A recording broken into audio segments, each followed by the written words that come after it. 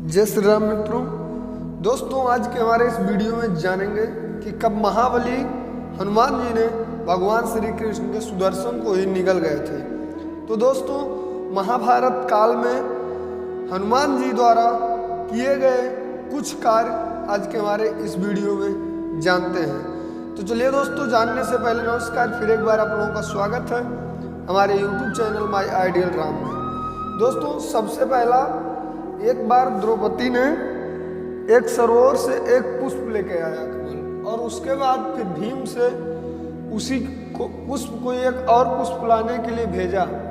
मित्रों जब भीम जा रहे थे सरोवर के पास तो बीच में उन्हें एक केरे का जंगल दिखाई दिया, और उस मार्ग से वो जा रहे थे तो रास्ते में उन्हें एक वृद्ध अवस्था में लेटा हुआ रास्ते में बंदर दिखाई दिया। दोस्तों वो बंदर इतना वृद्ध था कि वो बोला, जब भीम उससे मार्ग मांगने लगे जाने के लिए तो वो भीम से बोला कि आप मेरे पूंछ को इधर कर दीजिए और इसी रास्ते से चले जाइए। फिर भीम ने बहुत ज़्यादा कोशिश की लेकिन उस पूंछ को हिला तक ना सके। उसके बाद भीम बहुत शर्मिंदा हुए और हाथ जोड़कर उनका परिचय जानने लगे। उसके बाद हनुमान जी अपने वास्तविक रूप में आकर भीम को महाभारत के युद्ध में विजय होने का आशीर्वाद दी। दोस्तों दूसरा जो है वो मित्रों था, एक बार अर्जुन हनुमान जी से पूछ रहे थे कि क्या आपके भगवान राम अगर धनुष और तीर से पुल बनाए होते तो इतना ज़्यादा मेहनत नहीं करना पड़ा। उसके बाद हनुमान जी ने कहा कि अगर भगवान राम धनुष और तीर से पुल बनाए होते तो हम सभी वानरों का भार नहीं सह पाता। अर्जुन ने वहाँ पे प्रतिज्ञा की कि मैं अपने धनुष और बाण से पुल बना दूंगा, अगर ये टूट जाएगा तो अपने आप को मैं अग्नि में समर्पित कर दूंगा। दोस्तों अर्जुन ने अपने धनुष और तीर से एक पुल बनाया जिस पर हनुमान जी प्रवेश किए, और उनके पहले पग रखते ही एकदम पुल पूरा हिलने लगा जो सेतु बना था बाणों का। दूसरे पग में वो टूट गया और तीसरे पग में पूरे जल में एकदम मिल गया। इसके बाद दोस्तों अर्जुन अपना प्राण अग्नि में समर्पित करने जा रहे थे कि भगवान श्री कृष्ण प्रकट हो गए, और भगवान श्री कृष्ण ने बताया कि जो सेतु तुमने बनाया था उसके नीचे मैं कछुए के रूप में था, फिर भी जब हनुमान अपना पैर रख रहे थे तो मेरे पीठ से रक्त निकल रहा था और मैंने भार को संभाल के रखा था, नहीं तो एक ही पग में ही वह पुल जो था क्षतिग्रस्त हो जाता। दोस्तों ये था महाभारत काल में हनुमान जी का दूसरा कार्य। और तीसरा कार्य मित्रों, एक बार भगवान श्री कृष्ण सत्यभामा और गरुड़ और उनके सुदर्शन चक्र चारों लोग बैठे थे।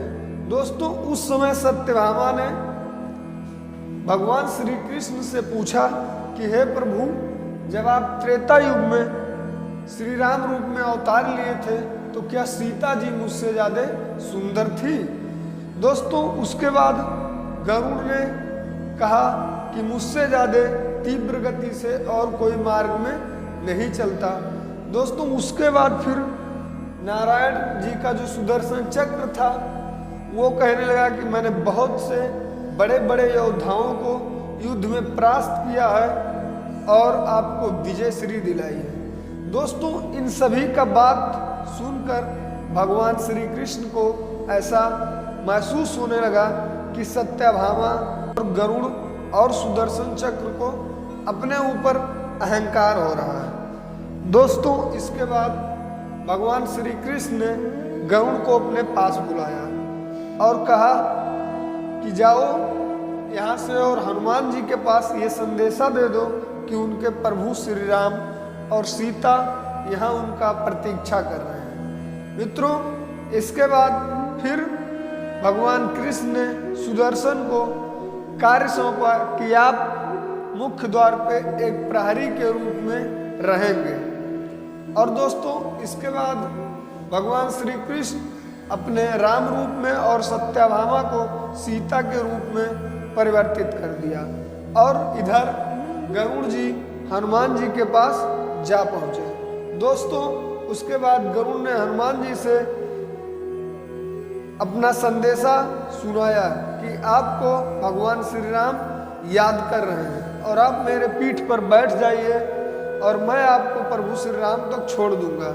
हनुमान जी ने उस समय गरुड़ से कहा, नहीं आप चलिए, मैं आ रहा हूँ। मित्रों, गरुड़ सोचने लगे कि ये वृद्ध बानर पता नहीं कितने दिनों में आके पहुँचेगा और मुझे क्या, मैं तो अपना काम कर दिया, भगवान का संदेशा पहुँचाना था, मैंने संदेश पहुँचा दिया। उसके बाद गरुड़ वहाँ से तीव्र गति से चल दिए।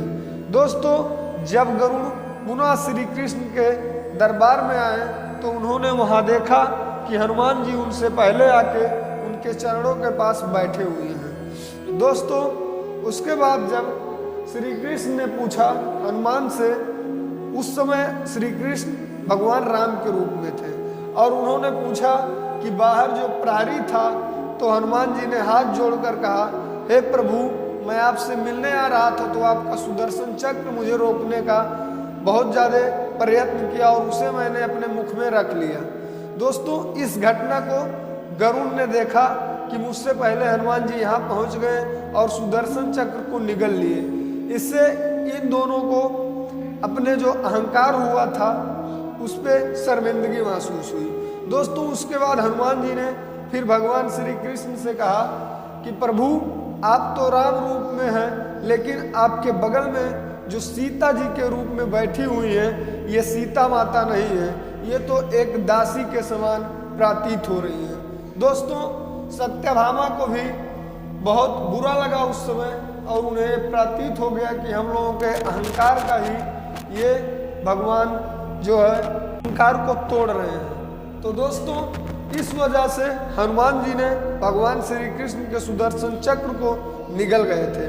तो दोस्तों, उम्मीद करता हूँ आप लोगों को वीडियो अच्छा लगा होगा। दोस्तों, अगर वीडियो अच्छा लगा हो तो ज़्यादा से ज़्यादा लोगों तक शेयर करें और ऐसे ही धार्मिक और आध्यात्मिक वीडियोज के लिए सब्सक्राइब करें माय आइडियल राम। दोस्तों, आज के लिए बस इतना ही। मिलते हैं फिर एक अगले वीडियो के साथ। तब तक के लिए आप सभी को जय श्री राम, जय श्री हरि, हर हर महादेव।